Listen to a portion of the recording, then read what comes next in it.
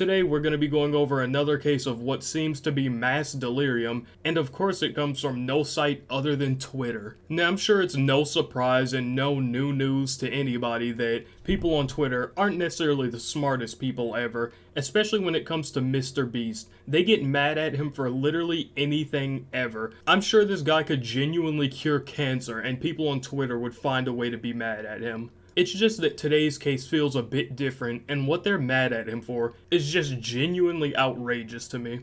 Now getting into it, you almost wouldn't believe me if I told you, but people on Twitter are mad that Mr. Beast isn't supporting the war in Gaza. And you might be thinking, oh well, that doesn't seem that outrageous yet. They're probably just like, oh Mr. Beast, you haven't said anything about it. You haven't said like, oh yeah, we stand with them or whatever. No, they're mad that he isn't giving them financial and military aid.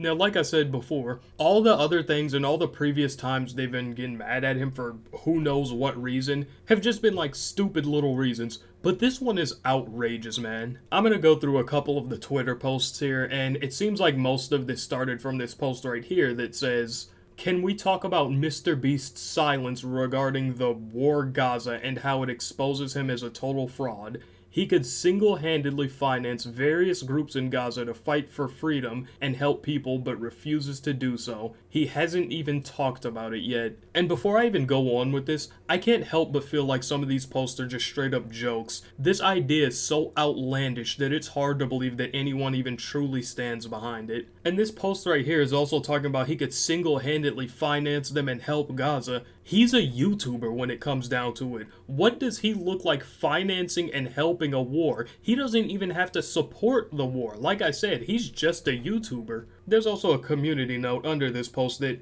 gives a pretty good counter to why he shouldn't do this, even if he somehow wanted to. But it says giving weapons to Hamas would violate multiple federal laws and lead to a stiff prison sentence. So not only would it be a bad idea, nor should he even be in the position to do something like this anyway, but it also would be severely illegal. And of course, that's only one good reason of the countless reasons that I could think of. There's also another post that I wanted to point out here. It says Mr. Beast has a net worth of 53 million, which I don't personally think is true. Like, I feel like looking up people's net worth online, you'll never get an accurate answer, but that's besides the point. A single piece of aid costs around $500. Mr. Beast can purchase and ship at least 103,000 units of aid. The cost to ship this aid would be $100,000 per unit for Israel. Mr. Beast can cause $10.3 billion worth of damage against the occupier. Now, like I was saying before about how outrageous this is one of the posts that just strikes me as the most baffling. By aid here, they mean Hamas rockets. Like I said, this mass delirium is genuinely affecting people down to their core. What type of warlord do they think Mr. Beast is to literally not only fund a war, but directly buy the rockets that'll take part in destroying the occupier? Like, who do they think he is? Like I said, he's just a YouTuber, not a warlord. But moving on, this next post says the people of Gaza are trapped too, by the way, and a lot longer than 100 days, they're referring to his new video. Do something instead of just making videos and ignoring the biggest issue of our lifetimes, at Mr. Beast. And of course, like I keep saying, these posts get harder and harder to read. They're literally dogpiling on him at any chance they get. They're literally attacking his new video and comparing it to the war in Gaza. Like, I'm pretty sure this guy could upload a video of him eating, and they'll say, come on, Mr. Beast, the people in Gaza need to eat too. What are you doing? You need to tackle the bigger issues. And like always, it doesn't even stop there. One of the worst parts about this whole situation is that people are actually agreeing with this. Like I said, I truly believe that the original poster of a lot of these things is genuinely joking and honestly just trying to see how many people they can fool and how many people will believe this. But there's truly a surprising amount of people in these comments supporting this. Like, I'm not sure. Maybe I just don't understand. Maybe I can't see from all angles of the playfield. Maybe I can't see like all sides of the picture or story or whatever. But I'm just not understanding what can go through your head to make it even seem like this is a halfway reasonable point to stand behind. But to be fair, there's also a lot of people defending Mr. Beast here and in the comments basically pointing out everything wrong with these statements. Like one of the commenters here saying, maybe because it's not a YouTuber's job to go fund war sides, lol, and also may not be his place to really talk about it. He could say we stand with Palestine, but nothing else he can can really do other than that. And it's a lot of other comments like these that are pretty much just really pointing out the common sense here. And I feel like what should hopefully be the majority take here. But the comment under that says, he literally acts like he's a saint and humanitarian. Of course everyone is gonna ask where he is when he acts like the biggest saint ever. Which I truly can't even understand what they're trying to get at by this post.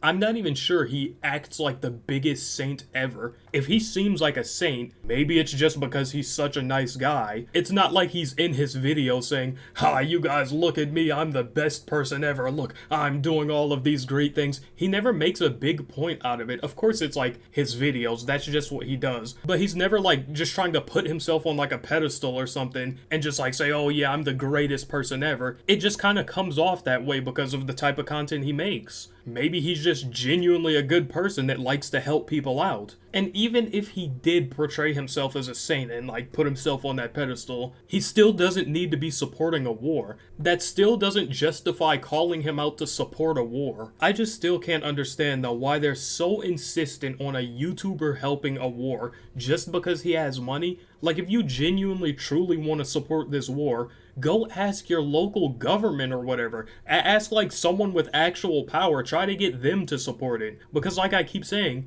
MrBeast is a YouTuber. There's genuinely better people to go to if you want them to support something like this or help out with something like this. And not to only mention that, but I don't see any of these people helping. If they care so much, I don't see any of them helping. Like, they're attacking him so hard because he basically won't spend all of his money to aid a war. But literally no one here agreeing with this. I'm certain they've done literally nothing to support probably anything ever. The only thing that these people have ever supported is maybe the local McDonald's down the street or something. But yeah, that's also kind of just something that annoys me in general when people are calling a bunch of other people or even just one other person out because they're doing nothing to help when they're genuinely doing nothing themselves. Also, like I said before, this isn't the first time that this happened to MrBeast, and I highly doubt it'll be the last. Literally, even on his, I think it might be a few videos ago at this point, but it was the video where he installed like a bunch of wells in Africa, which I can see as nothing but a good thing. People still somehow managed to get mad at him. They were saying stuff like, "Oh, you're making Africa out as a bad light, you're making it seem like they don't have any water." What?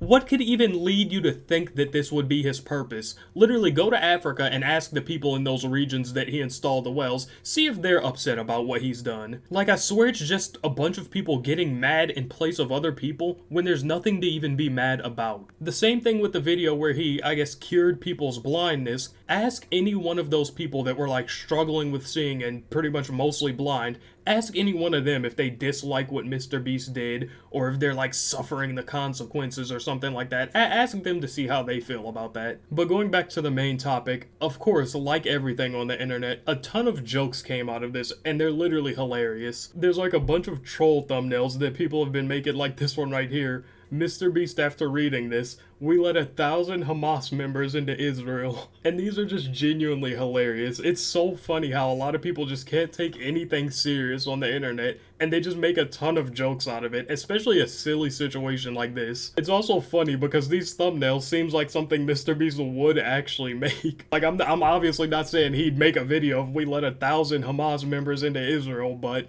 the style of the thumbnail, it's like what he makes. There's another one right here. "I helped Hamas build underground tunnels." These are literally just hilarious. But yeah, at least we did get some funny jokes out of this situation. Like I said before though, this isn't the first nor is this the last time that people are gonna hate on MrBeast for literally no reason ever. He just can't win. It's always gonna be stupid people on Twitter giving the absolute dumbest takes ever. Like I said, this guy could literally cure cancer, he could solve world hunger. No matter what he does, people will find a way to be pissed and upset about it. But yeah, I feel like the major takeaway from this video is stay away from Twitter. I promise you there's nothing good for you on Twitter. You're literally missing nothing. If you're looking for entertainment from Twitter, you'd be better off actually going to go watch paint dry, I promise you. But yeah, that's pretty much it for this video. If you made it this far, make sure to subscribe. We'll be coming up on 500 soon, and I'll catch you guys in the next one.